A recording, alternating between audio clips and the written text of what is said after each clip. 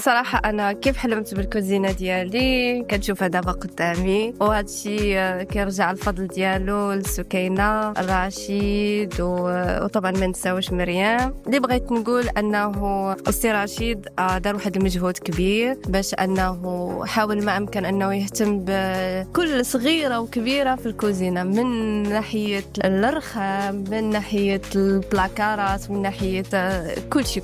واللي بغيت نقول أنه كنتمنى اليوم إن شاء الله التوفيق، وكنتمنى إن شاء الله الشركة ديالهم تزدهر وما يكونش عندها غير فرع في كازا، يكون عندها فرع حتى في أكادير، في طنجة، وعلاش لا حتى لأوروب. هذا ما كان، هذه كلمة حق كنقولها فيهم، وكنتمنى إن شاء الله يكملوا على هذه الخدمة. إلا كملوا على هذه الخدمة غتكون شي حاجة زوينة مستقبلا إن شاء الله. الله يدخل عليكم في الصحة. آمين. ربي يخليك. شكرا سكين. شكرا.